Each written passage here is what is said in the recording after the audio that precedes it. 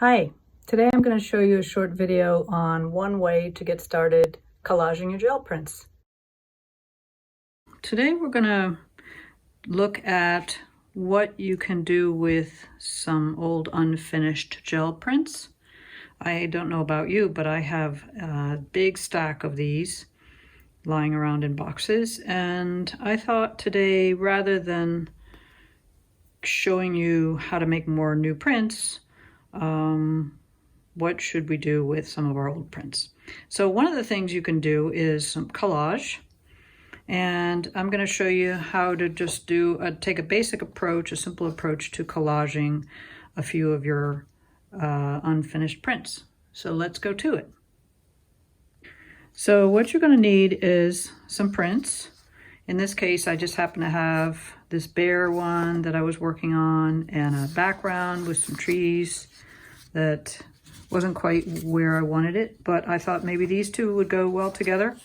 I've also got some cutout shapes. Here's one of an animal that I might put in there.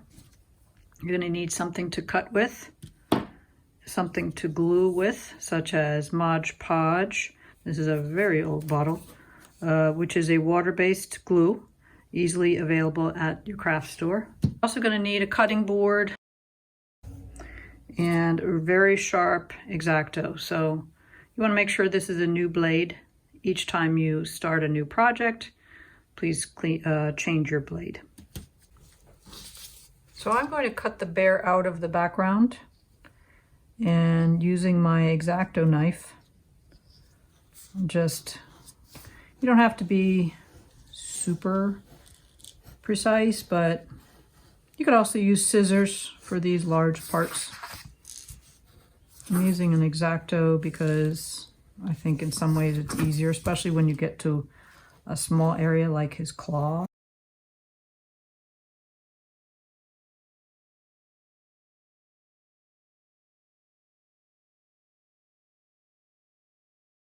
And this may take a while, so I will fast forward through the next parts.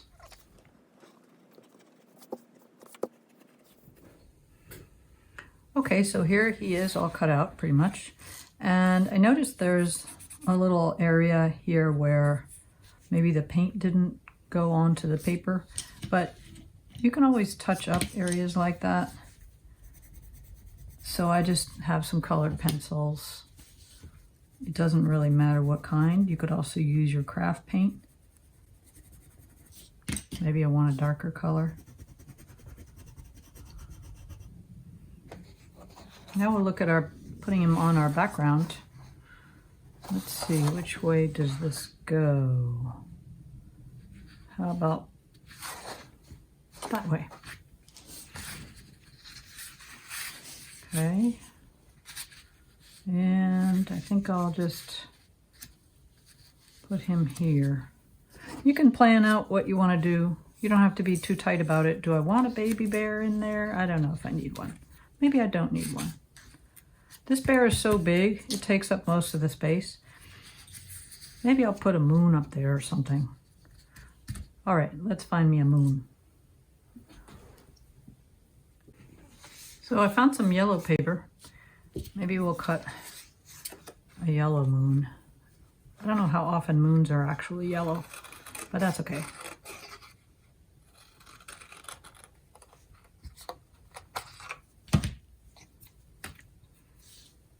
Maybe we could do something like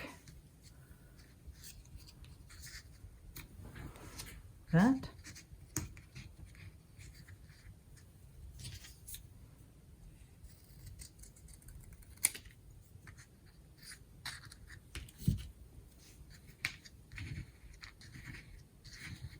I don't think I want him the exact same angle as his head. That just feels wrong.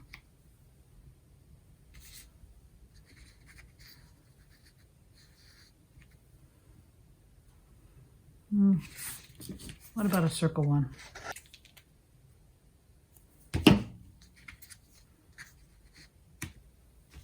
Kind of feels like the sun, doesn't it? What if I lighten the yellow a little bit?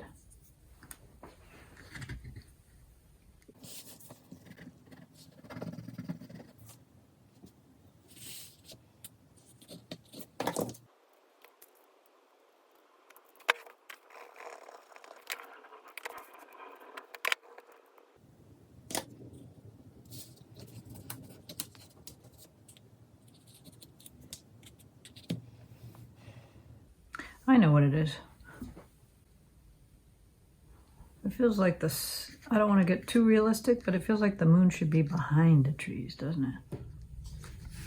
Okay, so after deciding I didn't quite like the moon in front of the trees, I went ahead and cut out a piece of the print, and then that way I can just put color behind it. That looks pretty good. That way you also have some depth. Something's behind something, something is behind the bear. So your eye kind of wants to go backward in space. I like that. Okay, I think we're ready to glue. Okay, so now I'm ready for the gluing part. I have my cut out background print. I'm going to actually glue the moon first and work from back to front. So what's good to have if you're going to glue is some kind of scrap paper to glue on. You'll see what I mean in a minute. So I'm going to flip my background over and I'm going to apply the glue to this, because then I'm going to put that like that.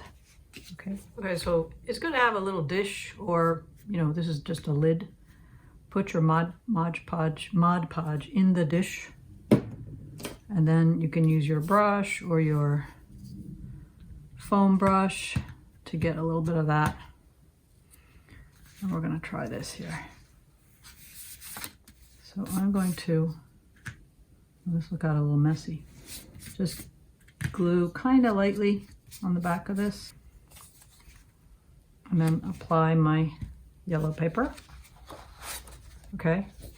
And I'm going to use a bone folder. You could also use a spoon just to kind of rub that and make sure it's well adhered. And then we can go ahead on to our putting the bear down. So again, I'm going to put this away. I'm going to have a scrap paper to glue on. Turn him over and use the brush. I'm going to hold the bear down maybe on one end with two fingers and just apply. Oh, this is messy. Hold on a second. Let me get a clean brush. Reminder to use clean tools. Okay, so I'm going to use a brush and just hold that down. You don't want the bear to move around while you're gluing, because then the glue can get on the front of the bear too. And really you don't want that. You just want to keep the glue on the back. So I'm trying to hold the paper down. Now if you get to the end here and your finger is covering the paper, then, and he's curling up too, then you're gonna have to move your finger into the gluey part. The main thing is you gotta get glue everywhere, because if you miss some spots, then the paper could not adhere properly and then it'll look funny. You put your background down and position him where you want him.